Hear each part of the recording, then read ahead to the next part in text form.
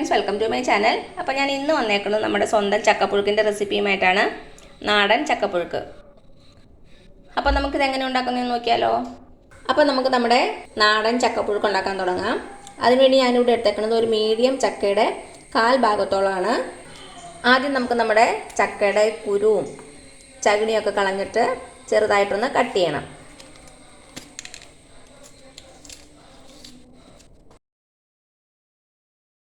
ഒരു പാത്രത്തിലേക്ക് കട്ട് ചെയ്തിട്ട് കൊടുക്കാം.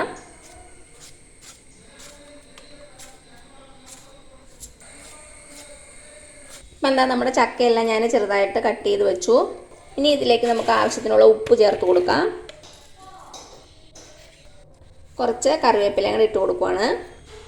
ഇനി ഇതിലേക്ക് നമ്മുടെ ചക്ക വേകാൻ ആവശ്യമായിട്ടുള്ള വെള്ളം ഒഴിച്ചു കൊടുക്കാം. വെള്ളത്തിൻ്റെ അളവ് നിങ്ങളുടെ കയ്യിലുള്ള ചക്കയുടെ വേവനുസരിച്ച് മാറ്റം വരും. പെട്ടെന്ന് വേവണ ചക്കയാണെങ്കിൽ വെള്ളം കുറച്ച് ചേർത്താൽ മതി. കൂടുതൽ വേവുള്ള ചക്കയാണെങ്കിൽ കുറച്ച് കൂടുതൽ വെള്ളം ഒഴിച്ചു കൊടുക്കുക. ഞാനിപ്പോൾ ഇവിടെ ഒരു 2 കപ്പോളം വെള്ളം ഒഴിച്ചിട്ടുണ്ട്. നമുക്കിനി ഇത് അടുപ്പത്ത് വയ്ക്കാം. ചക്ക ഞാൻ അടുപ്പത്ത് വെച്ചിട്ടുണ്ട്. ഇനി മീഡിയം ഫ്ലെയിമിൽ വെച്ച് ഇത് വേവിച്ചെടുക്കാം. അടച്ചു വെച്ച് കൊടുക്കുക. ഇടയ്ക്ക് തുറന്ന് ഇളക്കി കൊടുക്കാം. അപ്പോൾ ഇതിവിടെ ഇരുന്ന് വേവട്ടെ. അപ്പോൾ എന്താ, നമ്മുടെ ചക്ക നന്നായിട്ട് തിളയ്ക്കാൻ തുടങ്ങിയിട്ടുണ്ട്. നന്നായിട്ട് ആവി വരാൻ തുടങ്ങിയിട്ടുണ്ട്. ഒന്ന് തുറന്ന് ഇളക്കി കൊടുക്കാം.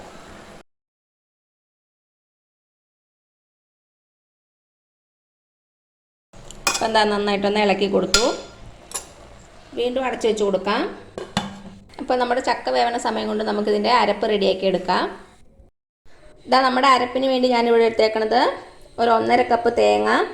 1.5 കപ്പ് തൊട്ട് 2 കപ്പ് വരെ എടുക്കാം. കൂടുതൽ തേങ്ങ ഉണ്ടെങ്കിൽ കൂടുതൽ നന്നായിരിക്കും. പിന്നെ 2 തണ്ട് കറിവേപ്പില, 2 വെളുത്തുള്ളി, ഒരു 4 ചെറിയ ഉള്ളി, 3 പച്ചമുളക്. പച്ചമുളക് നിങ്ങളുടെ എരിവിനനുസരിച്ച് ചേർത്തോണം.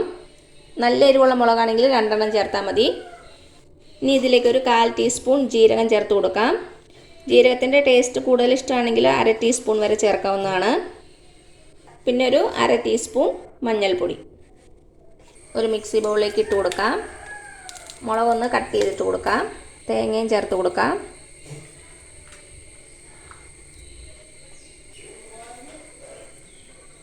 കറിവേപ്പിലയും കൂടെ ചേർത്ത് ജസ്റ്റ് ഒന്ന് ഒതുക്കിയെടുത്താൽ മതി. ഒത്തിരി അങ്ങ് അരഞ്ഞു പോകരുത്.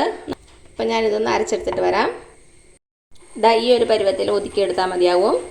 തോരനൊക്കെ അരക്കണ പരുവം. ഇതാ നമ്മുടെ ചക്ക ഇപ്പോൾ വെള്ളമൊക്കെ വറ്റിയിട്ടുണ്ടാവും. ഞാൻ 1-2 പ്രാവശ്യം തുറന്ന് ഇളക്കി കൊടുത്തിട്ടുണ്ടായിരുന്നു. നന്നായിട്ട് വെന്തിട്ടുണ്ട്. ഇതിലേക്ക് നമുക്ക് നമ്മുടെ അരപ്പ് ചേർത്ത് കൊടുക്കാം.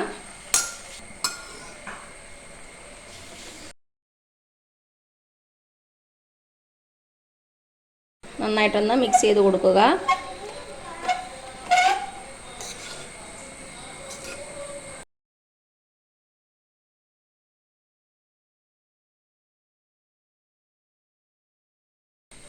അപ്പോൾ അത് അരപ്പൊക്കെ ചേർത്തിട്ട് നന്നായിട്ടൊന്ന് മിക്സ് ചെയ്ത് കൊടുത്തു. ഇനി ലോ ഫ്ലെയിമിലേക്ക് മാറ്റുക.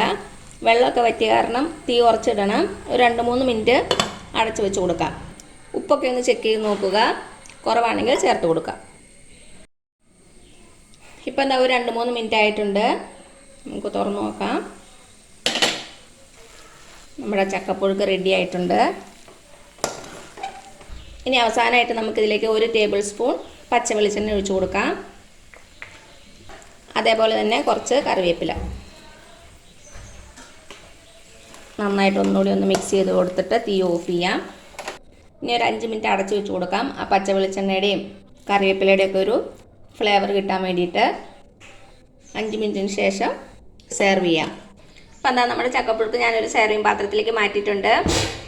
അപ്പോൾ എല്ലാവരും ട്രൈ ചെയ്ത് നോക്കുക. എന്നിട്ട് അഭിപ്രായങ്ങളൊന്നും അറിയിക്കാൻ മറക്കരുത്. അപ്പോൾ ഈ വീഡിയോ ഇഷ്ടമായാലും താഴെ കാണുന്ന ചുമന്ന സബ്സ്ക്രൈബ് ബട്ടണിൽ ഒന്ന് പ്രസ് ചെയ്ത് സപ്പോർട്ട് ചെയ്യണേ. അപ്പോൾ അതിൻ്റെ തൊട്ടടുത്തൊരു ബെല്ലൈക്കൺ വരും. അത് നിങ്ങൾ പ്രസ് ചെയ്ത് ഓൾ എന്നുള്ള ഓപ്ഷൻ കൊടുക്കുക. ഇനി പുതിയൊരു റെസിപ്പി ആയിട്ട് വരുന്നവരേക്കും thank you so much. By.